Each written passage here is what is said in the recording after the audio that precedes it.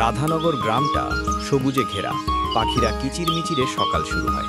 এই গ্রামে থাকে এক কৌতূহলী ছেলে সুমন। একদিন সকালে সে খেলতে খেলতে মাঠের দিকে গেল, আর সেখানেই ঘটল এক আশ্চর্য ঘটনা। আহা, কি সুন্দর এই ধানের মাঠ! পাখিরা গান গাইছে, কিন্তু ওগুলো কি? গাছের পাতা হলুদ হয়ে গেছে কেন? সুমন অবাক হয়ে চারপাশ দেখতে লাগলো। হঠাৎ দেখতে পেল গ্রামের একজন বয়স্ক চাষি হাশেম চাচা মাঠে কাজ করছেন। সুমন দৌড়ে গেল তার কাছে।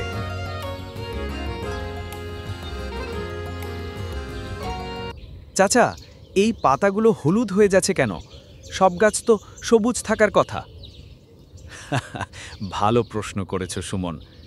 বেশি সার বা পানির অভাব হলে ধানের পাতা হলুদ হয়। গাছের যত্ন নিতে না পারলে এমন হয়। তাহলে আমরা কি করতে পারি চাচা? আমাদের নিয়মিত গাছের খবর রাখতে হবে, সময় মতো পানি দিতে হবে, আর সঠিক পরিমাণ সার দিতে হবে। আরেকটা গুরুত্বপূর্ণ বিষয়, গাছকে কীটপতঙ্গ থেকে রক্ষা করতে হবে। সুমন মনোযোগ দিয়ে সব শুনল। তার মাথায় অনেক প্রশ্ন ঘুরপাক খাচ্ছিল। চাচা, স্কুলে তো আমাদের বলা হয়েছিল গাছের যত্ন নিতে হবে, কিন্তু গ্রামের সবাই যদি একসাথে কাজ করে তাহলে কি ফসল আরও ভালো হবে?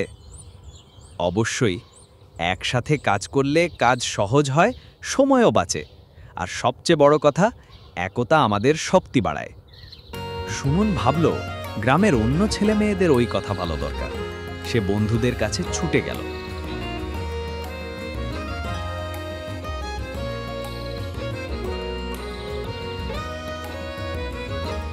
শুনো সবাই, আমরা যদি একসাথে গাছের যত্ন নিই তাহলে আমাদের গ্রামের ফসল ভালো হবে।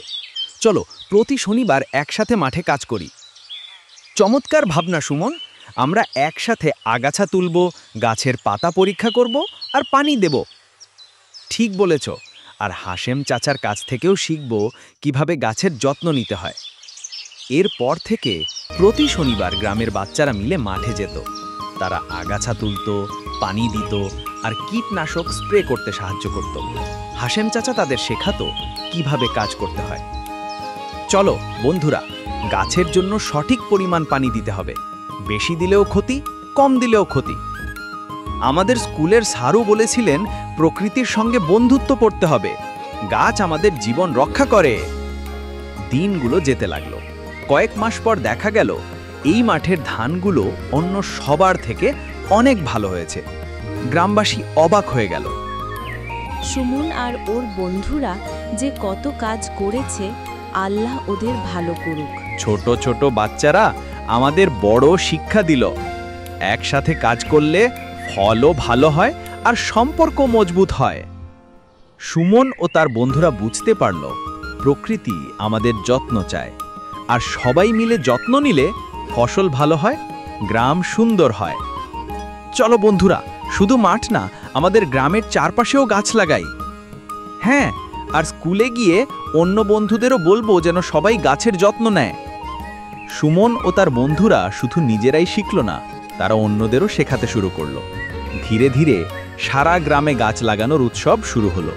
পুকুর পাড়ে, স্কুলের সামনে, মসজিদের আঙিনায়, রাস্তাঘাটে চারপাশ সবুজে ভরে উঠল। চলো, প্রকৃতি আমাদের বন্ধু। আমরা যদি প্রকৃতিকে ভালোবাসি, প্রকৃতিও আমাদের ভালোবাসবে। এইভাবে সুমনের ছোট্ট একটা উদ্যোগ পুরো গ্রামে পরিবর্তন আনলো। সবাই বুঝল, শিক্ষা শুধু বইয়ের মধ্যে নয়, প্রকৃতির কাছ থেকেও শেখা যায়। বন্ধুরা, মনে রেখো, গাছ বাঁচাও, জীবন বাঁচাও। রাধানগর গ্রামের সেই ছোট ছেলেটা প্রমাণ করে দিল, ইচ্ছা আর একতাই পারে বড় পরিবর্তন আনতে।